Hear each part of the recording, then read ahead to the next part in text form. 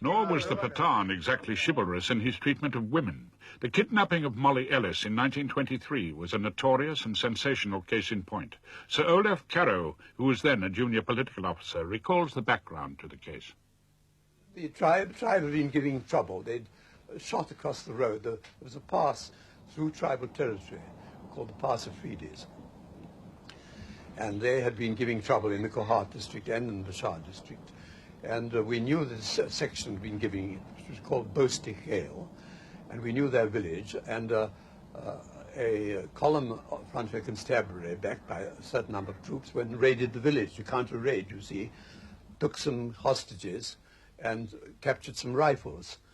And the people who had been attacked in the village made this counterattack on Kohat district and murdered Mrs. Ellis and carried off her daughter. I'd been with my friends in the club, as usual, just reading books and things one does in the evening, looking at the papers. And I came home, had supper with my mother, and read a bit more in the evening, and then we went to bed. And how long after, I don't know, but I was aware of being woken up by my mother calling for me. And two men, I could just see them in the room because they had on a light, a hurricane lamp, which I could just see there was them.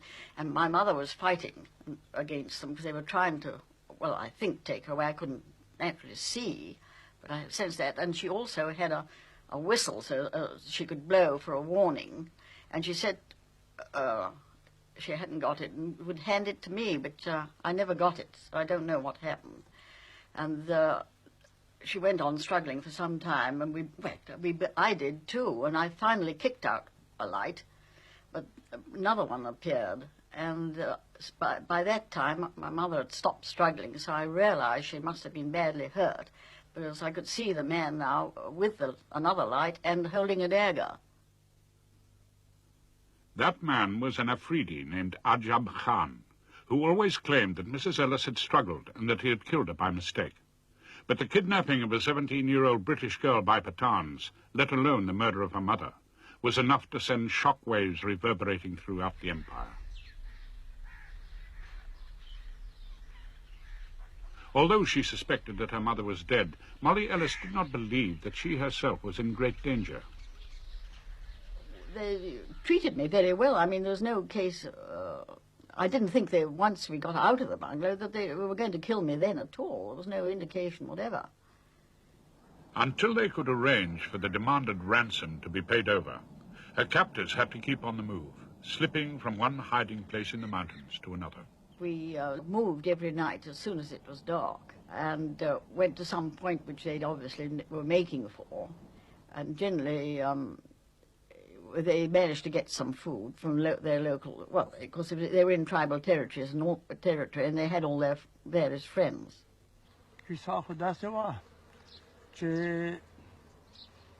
تیرانا دارا را حالی و کرنل توپ یه مرکه بیاغانا بعد رساله والی شوی یوا بلانو چپا وشو پا بوشتی خیلو بانده عجب خان سریع بوتلو چو بوتلو غانا پاسلا بیا ده نازیان نا عجب خان دو راغلو و قواتنا ایوا بیما مراس و پا غلطه ولا گده و ایوا را وشتا داس داغا سیوری که کینا ولا ریز تیرا کرا بیارا کوزا شوا دیلتا تیرا کوزا شوا نو شوا کیک بیسکوت شودیم ویتا ملاو شوی موزیم دست تاو شوا سنی خیلو دارا ویتا یایی سنی خیلو دارا پاقی تاو شوا داغانا سنی خیلو بداری لارا تیرالا لارا مخمودا خوندادا جماعت لارا سیدالا حقیقت دست دابا.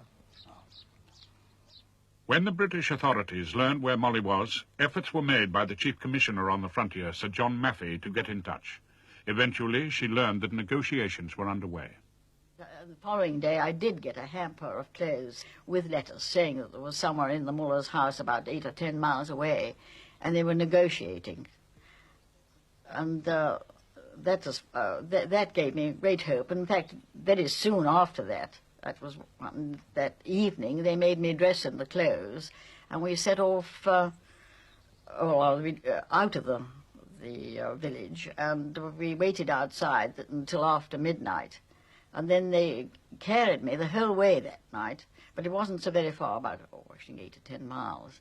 And then I found myself in the muller's house of the main village.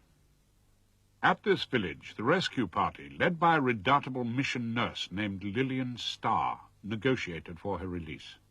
Nurse Starr was well known and respected by the Pathans, and it was rightly felt that she would be allowed to proceed into tribal areas where no European male would have dared to set his foot.